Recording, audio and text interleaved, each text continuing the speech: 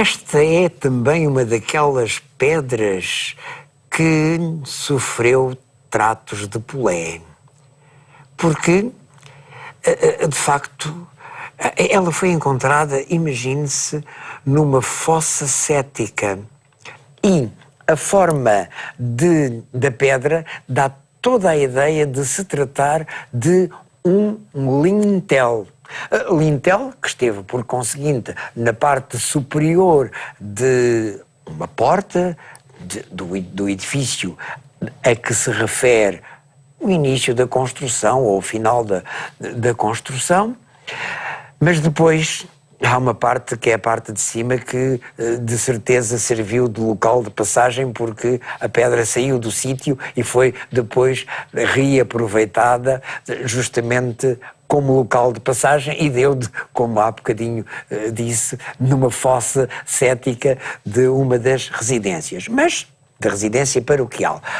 Ora, pouco se pode perceber mais, a não ser que tem um P, um R e um E, e depois a seguir temos ter, D, S, S e um O, e depois I, O, Ane, D, Tarauca. Ótimo.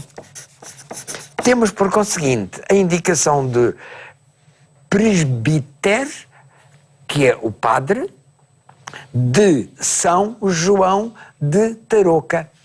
E qual será o padre? Nós, exatamente, temos também a indicação de que é um senhor Petrus de Fenalibus. Fenalibus? Exato. É Fiães, que é exatamente uma terra muito perto de São João da Tarouca. Diz que este ato, que não sabemos exatamente qual é ou qual foi, se passou no terceiro dia dos idos de fevereiro. Ou seja, no dia 11 de fevereiro de 1224. Mas, tão há bocadinho não estava escrito 62? Estava. O que acontece é que esta é a era de César. E, portanto, nós, para fazermos a transposição para a era atual, temos que deduzir 38 anos, ou seja, 1262, que é o que está gravado na pedra, menos 38 dá 1224. E os investigadores preocuparam-se em saber qual era efetivamente o contexto onde esta pedra poderia ter estado. E, pelas investigações feitas, pensamos que não é do próprio convento de São João de Tarouca, evidentemente, mas sim de uma capela, a capela de São Brás, que, muito provavelmente, por conseguinte, foi mandada construir nesta data.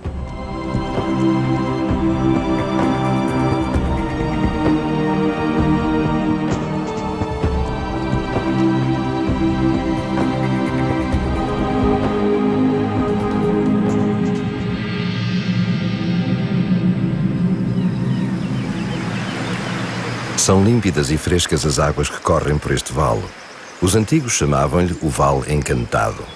Por estas margens, talvez encantadas do rio Varosa, passeou Pedro de Fiães, presbítero da respeitada e rica abadia de São João de Tarouca.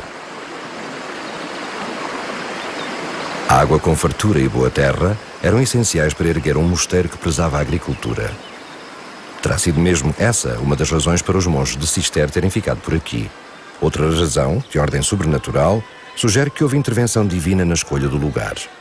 A ponte liga os dois lados do vale, mas nem sempre há tanto movimento. Regra geral, cruzam os vizinhos para encurtar o caminho. Hoje há uma razão especial para passar tanta gente. Comemora-se o dia do santo na capela de São João da Boa Vista, que fica do lado de lá.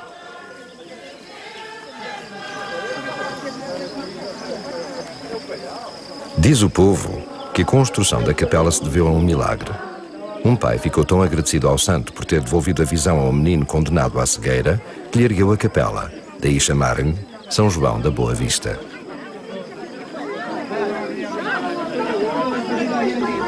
Desconhece-se documento que ateste o sucedido, mas o povo faz fé no caso e conta que o pai do miraculado trabalhava para os monges e por isso algum prestígio haveria de ter junto do santo. Mas há uma outra justificação plausível, por sinal, para o nome da capela.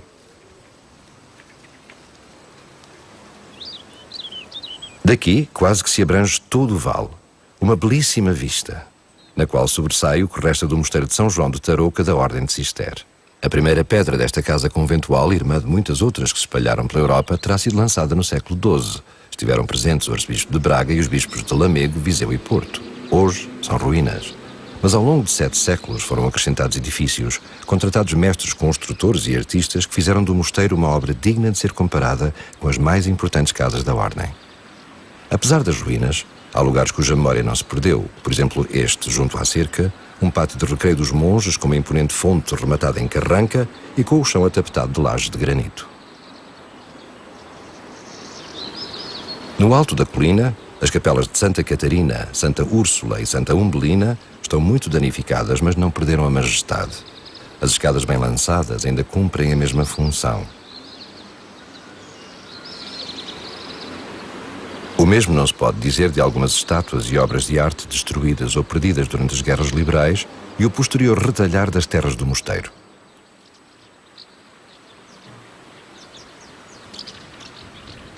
Das capelas, de qualquer edifício de um ou do outro lado do vale, tinha-se sempre o convento em linha de vista. Principalmente a igreja, o lugar comum a religiosos e leigos. Foi a única sobrevivente. A igreja já não é a mesma que acolheu os primeiros monges de Cister. As obras de melhoramento e a introdução de outros estilos fizeram grandes mudanças. A atual foi herdada do século XVIII. Graças a novas técnicas, podemos reconstituir em 3D o espaço conventual antigo recorrendo à arqueologia e à pouca documentação existente. Pouquíssima, porque a maior parte dos documentos perdeu-se no incêndio ocorrido no seminário de Viseu, onde estavam guardados. Nada sabemos dos sentimentos, das motivações, dos temores e das alegrias destes homens que escolheram viver aqui, no convento que se pensa ter sido a primeira obra de Cister em território português.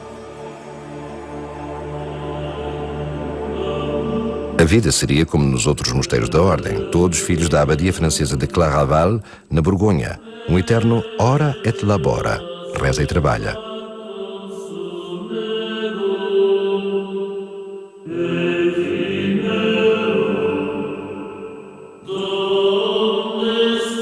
Ao que se sabe, este mosteiro era considerado exemplar, quer do ponto de vista espiritual, quer na observância da regra.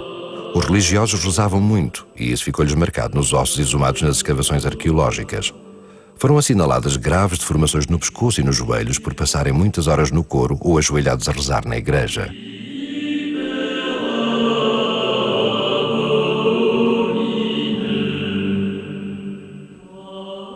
Mesmo neste aparente fim do mundo, escondidos por montes e cabeços, os monges de São João de Tarouca seguiam as indicações de São Bernardo e não descuravam nem do trabalho nem da oração.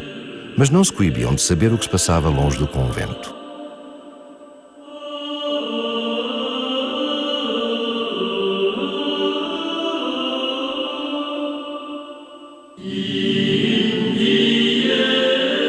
Tratando-se de um mosteiro cisterciense, é sempre um mosteiro, em termos geográficos, distante, sim. Mas sim, estavam a par de tudo o que se passava no exterior. E temos prova disso através de todo o espólio, porque temos peças da Itália, da Holanda, temos peças de Espanha, por isso eles adquiriam aquilo que queriam, tinham bom gosto, tinham poder para o fazer e não deixavam de adquirir peças que estavam na moda, decorativas, ou a cerâmica que estivesse mais na moda, ao ponto de, por exemplo, no século XVIII, encomendarem propositadamente o abade, neste caso apenas para o uso do abade, um conjunto de cerâmica encomendado à Real Fábrica de Loiça do Rato, quando estava a ser dirigida pelo Tomás Bruneto. Por isso, eles de maneira nenhuma não estavam desligados das modas e do que se passava no exterior. Um anel de oração em prata.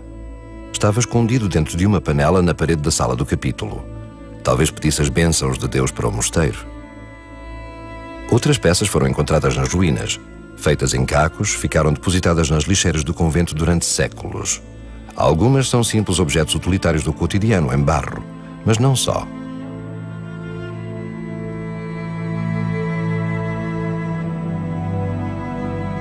Há peças de louça mais fina, como este prato, que faria parte de um conjunto encomendado pelo próprio abade para serviço do mosteiro.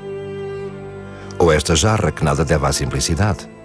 Esta peça foi encontrada na lixeira da cozinha e é uma peça da segunda metade do século XVII, das olarias de Vila Nova, atualmente Vila Nova de Gaia, e em termos decorativos é extremamente interessante porque mistura influências orientais com a influência do gosto português da faiança do século XVII, misturando também várias cores, incluindo o amarelo, que é uma ocorrência mais rara na faiança portuguesa.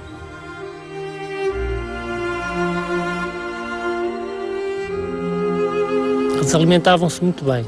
Já é um mosteiro que tinha imensas propriedades, era um mosteiro bastante rico, por isso tinha posses económicas para se poder alimentar bem. E neste caso eles faziam questão de se alimentar bem. É de salientar a riqueza dessa alimentação, quer na quantidade, quer na diversidade, mas também é de salientar que não comiam praticamente doces. Isso foi possível através da escavação e estudo de alguns enterramentos e do estudo dos ossos e dos dentes da própria dentição.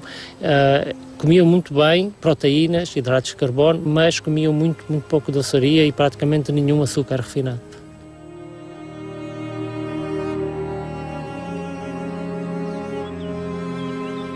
Um monge beneditino passeia o seu hábito negro pelo passado em Tarouca. Embora seguindo a mesma regra de São Bento, neste caso o hábito faz o monge. A cor da veste diz a que ordem pertence. Cister usava o hábito branco. Bom dia, estamos nas ruínas de São João de Tarouca. Nunca cá tinha vindo?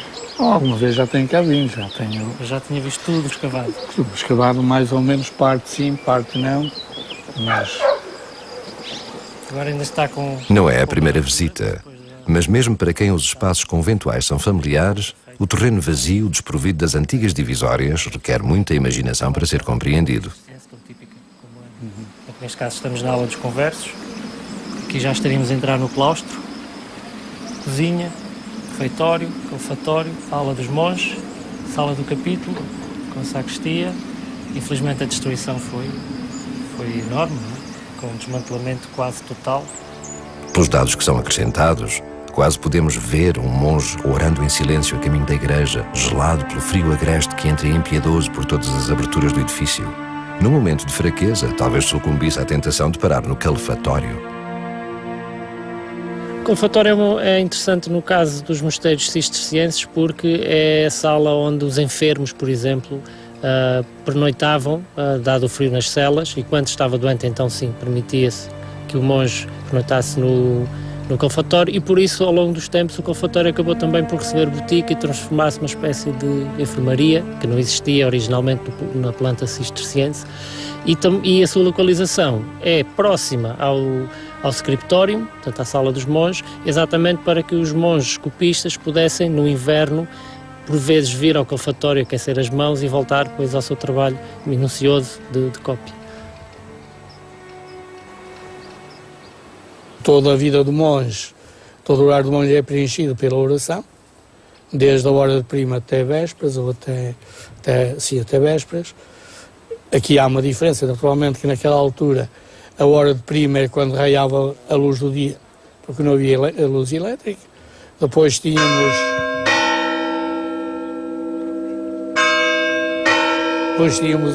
a hora... Que hora era esta? Esta seria a hora de sexta, possivelmente, que é por volta do meio-dia.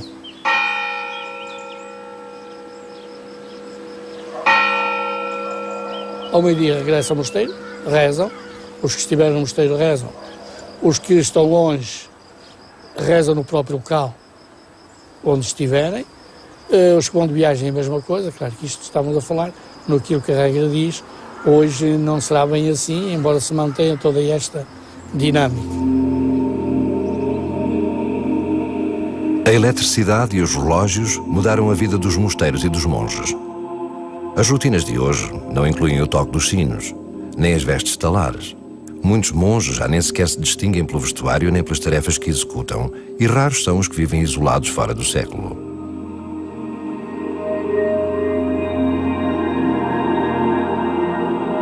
Pensa-se que quando Cister chegou a São João de Tarouca, haveria aqui um grupo de ermitas ligados a uma capela da encosta.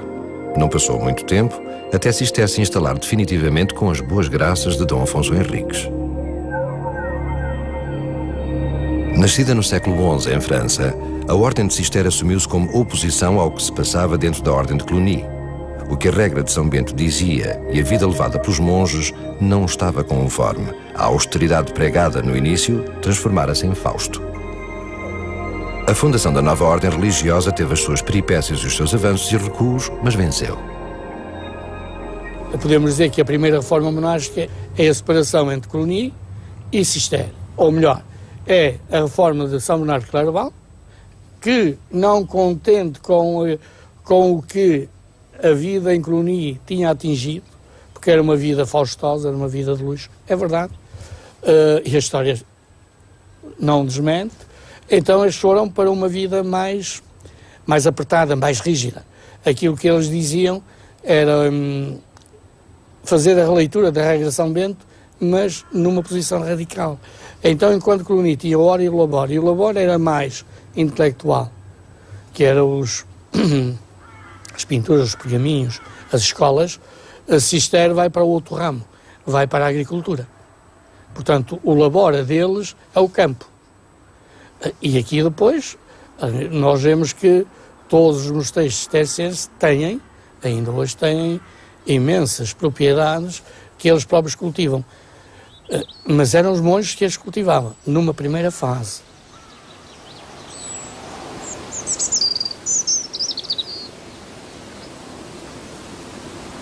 As terras do mosteiro estendiam-se até às margens do Douro. A atual quinta de Mosteiró fazia parte dos domínios de São João de Tarouca. Foi a primeira granja dos padres e chegou a produzir para mais de 15.000 almudes de vinho, sem contar com o sumagra, as castanhas, as cerejas e os 2.500 almudes de azeite. Numa homenagem às artes monásticas, os proprietários produziram aqui, à maneira antiga, um vinho a que chamaram de pé posto. As vinhas foram plantadas como no tempo de Cister e recuperadas algumas castas caídas no esquecimento. O vinho obtido em Mosteiró é histórico e premiado internacionalmente. É uma ordem que, sobretudo no início, mas enfim, em toda a sua existência, até a extinção em 1834, em Portugal, muito vocacionada para a prática agrícola, a exploração agrícola, a atividade agrícola.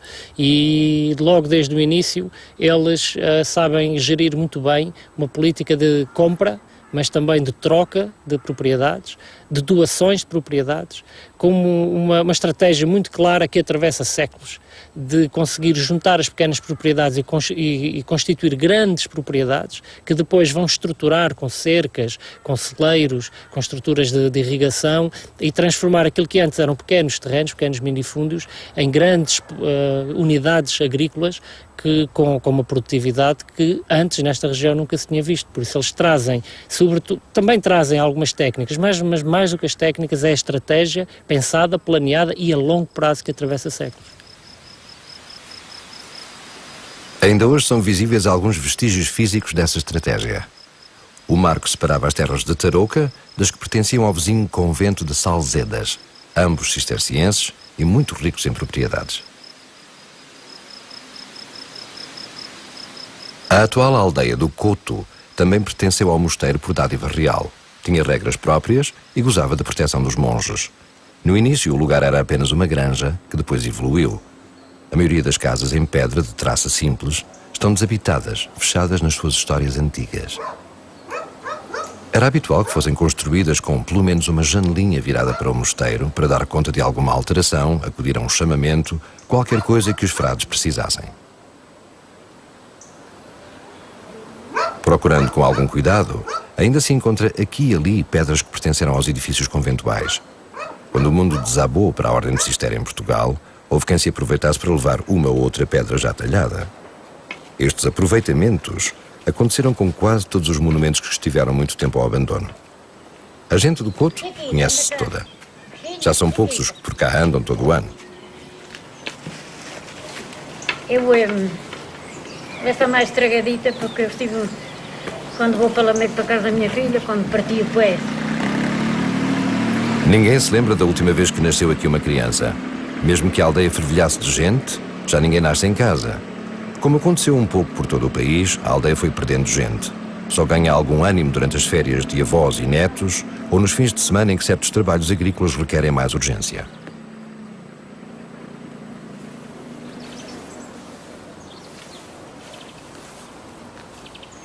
A distribuição de água obedecia a um calendário que deveria ser rigorosamente cumprido. Cada morador tinha o seu tempo de água para regar as culturas, e ai de quem desviasse e enganasse os vizinhos. Casos houve noutras aldeias que até deram em mortes. Esta prática da repartição da água ainda se cumpre aqui, mas já são menos as casas e os vizinhos que precisam de regar as leiras, algumas tão abandonadas como as casas dos donos.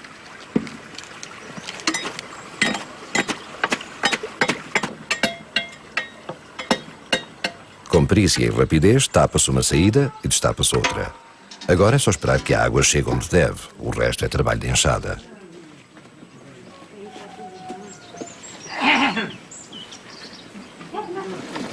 Mesmo para quem partiu catraio do Couto de São João, as artes dos cultivos não ficaram esquecidas.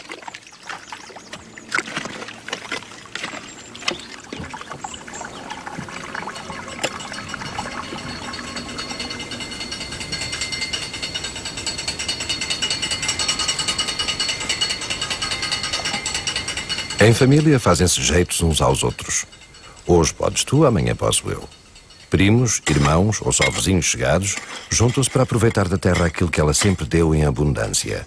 Enquanto houver uma mão a pegar na enxada, a Chiquita aproveita para fazer a higiene, mas não perde nenhum gesto que lhe possa servir de brincadeira. A tarde está boa para descascar o feijão. Mesmo assim, só com ajudas para despachar mais depressa. Estende-se um pano largo à soleira para não se desperdiçar nem um grão e inicia-se a tarefa.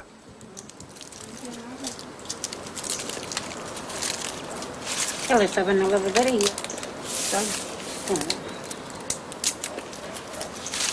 O namorado trabalha na lavadaria. Quando chegar o tempo frio, consomem-se as reservas, o que foi guardado no tempo da fartura. Assim ditam as leis do bom governo de uma casa. Aqui dá-se tudo bem.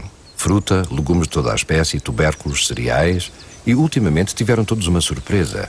As bagas do sabugueiro, uma árvore outrora apenas usada para chás, valem muito mais do que isso. A indústria descobriu os bons efeitos do sabugueiro em variados males. Na época própria, as bagas são colhidas e postas a secar ao ar livre. Ao que parece, daqui a produção segue quase toda para a Suíça.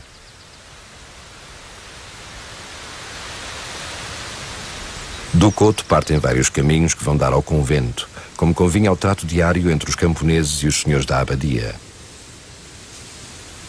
Por aqui se contaram e se perderam histórias de gente morta que não teve descanso eterno, de frades mal comportados que em grande segredo se metiam ladeira acima para visitar as amigas, e os filhos que foram nascendo com total desprezo pelos votos de castidade.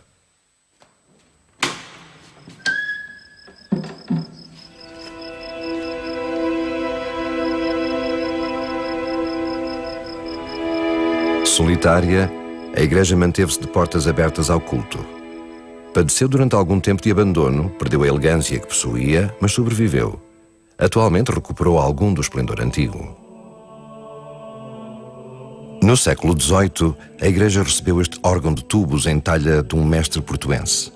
Foi uma obra encomendada no tempo do abade Frei Félix de Castelo Branco. Os anjinhos músicos são vulgares neste tipo de instrumentos, mas há uma figura muito intrigante que sobressai do conjunto.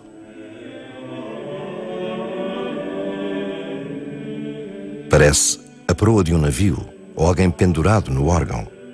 Mas por muito estranho que pareça, é o mestre do coro, um boneco articulado que regia os cânticos dos monges com os movimentos do braço e da boca ao compasso da música, no tempo em que o mecanismo funcionava. O mestre está a encimar o cadeiral dos monges do século XVIII, feito de pau santo e remates de talha dourada.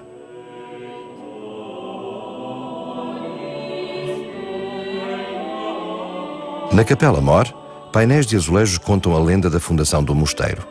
Mostram São João a pedir a São Bernardo de Claraval que espalhe mosteiros na península. Mostra também o envio dos primeiros monges para Portugal.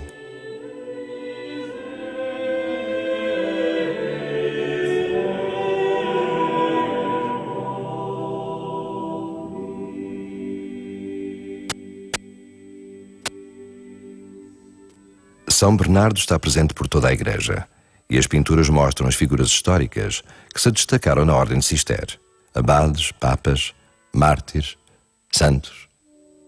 Épocas e estilos diferentes misturam-se no interior do templo.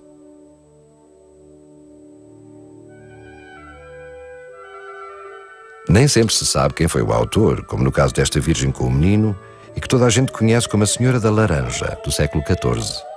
Pesa mais de 1 tonelada em granito esculpido e policromado. É provável que estivesse no refeitório dos monges. Por causa deste São Pedro, atribuído à oficina de Grão Vasco por alguns historiadores e a Gaspar Vaz por outros, quase houve uma guerra. O povo de São João de Tarouca não queria deixar ir o quadro para restauro em Lisboa, temiam todos que não voltasse, mas o santo regressou. Pelo contrário, os monges de Cister expulsos no século XIX nunca mais voltaram. Tudo o que tinham aqui e nos restantes conventos do país foi vendido e ficou disperso.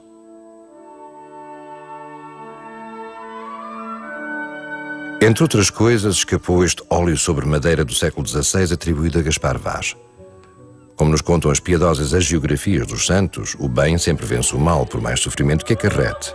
É o que nos mostra este arcanjo São Miguel. Cercado pelos demónios, venceu o mal com a sua espada de justiça.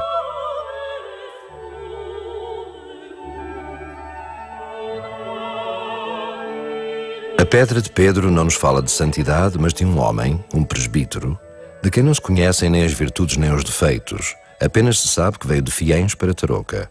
No entanto, Pedro partilha este espaço sagrado, por exemplo, com São Bento, santo da muita devoção dos monges. Na Crónica dos Reis, não consta que o conde Dom Pedro, filho bastardo de Dom Dinis, fosse um santo, mas também tem o seu lugar em São João de Tarouca. O túmulo em granito é enorme, tem mais de 3 metros, está à entrada da sacristia. O relicário é do século XVIII, em pau santo, talha dourada e embutidos de metal. Já não contém relíquias, mas serve para guardar figuras soltas que se perderam dos lugares originais. Nem todos cabem nos escaninhos, mas por aqui ficaram a condizer com o ambiente.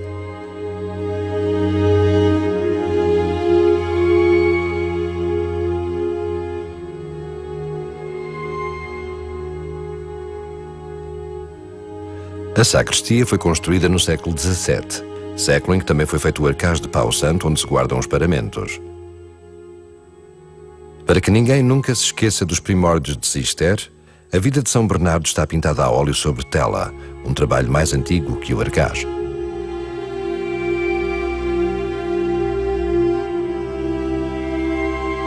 Uma sobrepeliz à espera de quem a vista, simples e branca como eram as vestes dos antigos monges de São João de Tarouca.